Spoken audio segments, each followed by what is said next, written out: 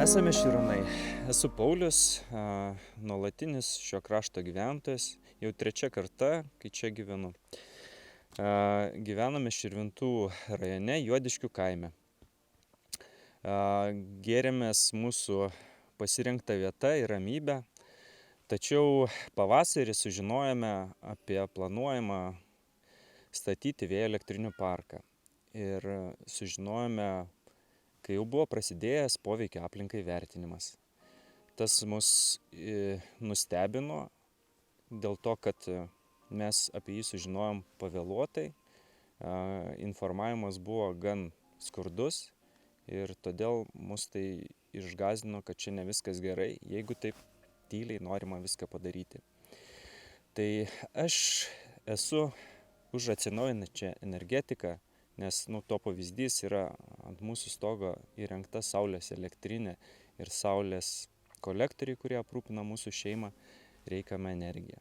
Tai sužinojome apie poveikio aplinkai vertinimą ir pradėjom jį analizuoti, kas jame bus tyriama, ir sužinojom, kad aplink mūsų namą 1,5 kilometro atstumu bus tyriamos 4 vietos vėjo elektrinėms statyti.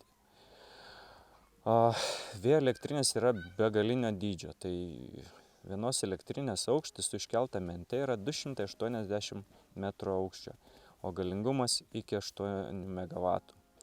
Tai Lietuvoje neregėti dydžiai, tokių elektrinių Lietuvoje šiuo metu dar nėra pastatyta.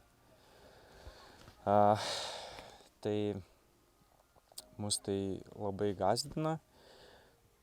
Toks dydis ir toks tankumas 230 kvadratinių kilometrų plote yra, mūsų manymu, yra per didelis.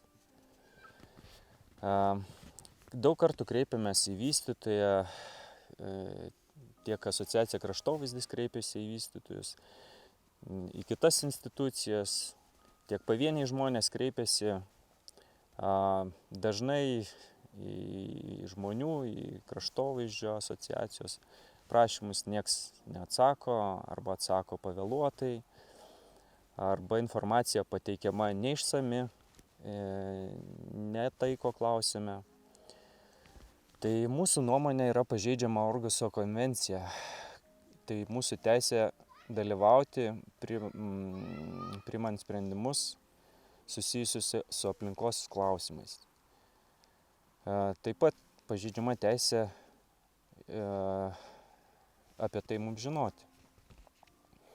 Tai ši Orhuso konvencija buvo priimta 2001 metais, ją ratifikavo Lietuvos Respublikos Seimas.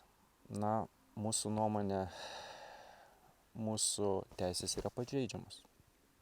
Ir ši Orhuso konvencija žmonėms garantuoja 3 teisės, ką tu, Pauliau, paminėjai, tai yra teisė gauti informaciją apie aplinką, teisė dalyvauti priimant su aplinka susijusius sprendimus ir teisė kreiptis į teismus aplinkos klausimais.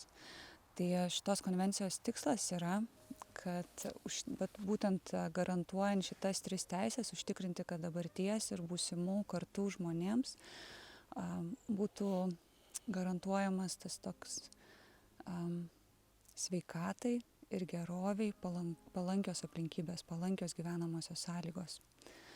Ir kalbant apie sveikatą, iš tikrųjų daug tų tyrimų teko perskaityti per pastarąjį pusmetį apie tai, kiek jėgainės turi įtakos žmogaus sveikatai, ir tie tyrimai iš tikrųjų jų yra nemažai, jie yra prieštaringi. Tai aš taip atsiremiu į Pasaulio sveikatos organizacijos rekomendacijas ir tai, kai jinai kalba apie triukšmą ir triukšmo poveikį sveikatai. Tai ką pavyko rasti ir perskaityti, kad atliekant elektroencefalogramą žmogaus viduje esant 35 decibelų triukšmui, žmogaus fiksuojamas jau yra prabudimas. Tas fizinis matomas prabudimas fiksuojamas prie 42 decibelų. Žmogus judrus yra miego metu. Iš esmės miego kokybei yra daroma įtaka prie 42 decibelų, matuojant viduje. Toliau žiūrint per kitus sveikatos rodiklius, ten tyrimai kai kur yra prieštaringi, bet kalbant apie miokardo infarktą ir hipertenziją, tai prie 50 decibelų triukšmo lauke jau yra tai siejama su šiomis ligomis. Psichikos lygos yra siejamas su 60 decibelų triukšmu. Dėl ko kalbu apie triukšmą? Dėl to, kad tai vienas iš labiausiai turbūt diskutuojamų klausimų yra, kalbant apie vėjo jėgaines. Ir man kaip mamai, kaip sveikatos psichologija yra svarbi šita tema, sveikatos tema. Triukšmas yra tyrimas poveikio aplinkai vertinime ir Pasaulio sveikatos organizacijos rekomenduojama norma yra 45 decibelai vėjo jėgainėms. Tai matau tokį truputį skirtumą, kur žmogaus poveikis sveikatai jau lyg yra daromas prie 35 decibelų, matuojant viduje, ar ne, nors bendra rekomendacija yra 45 decibelai.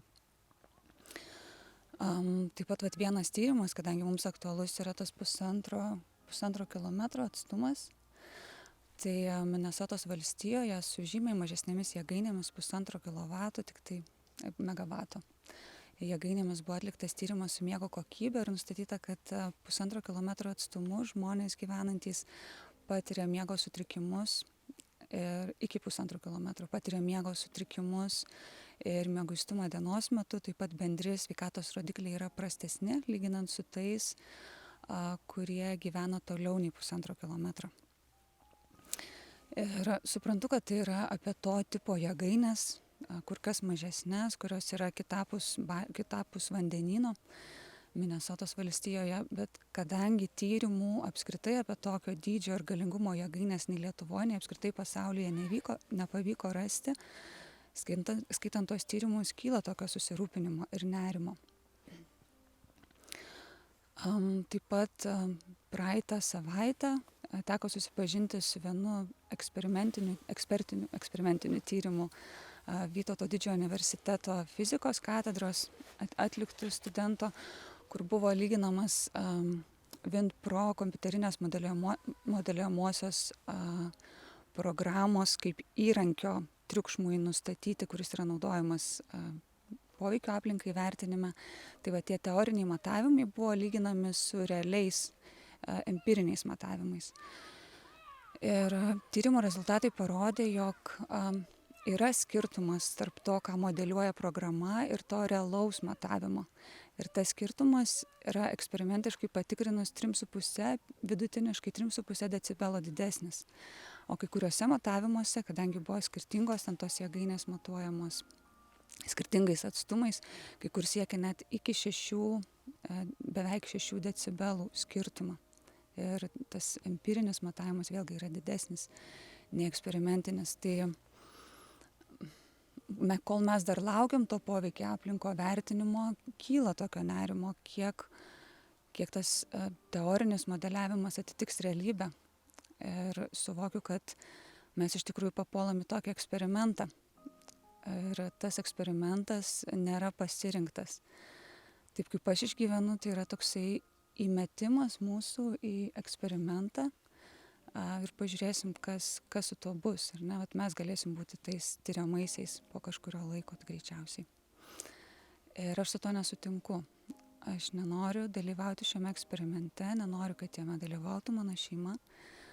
Ir tiek savo šeimai, tiek vietos bendruomeniai kažkaip tikrai linkiu gyventi labiau sveikatai palankioje ir gerovei palankioje aplinkoje.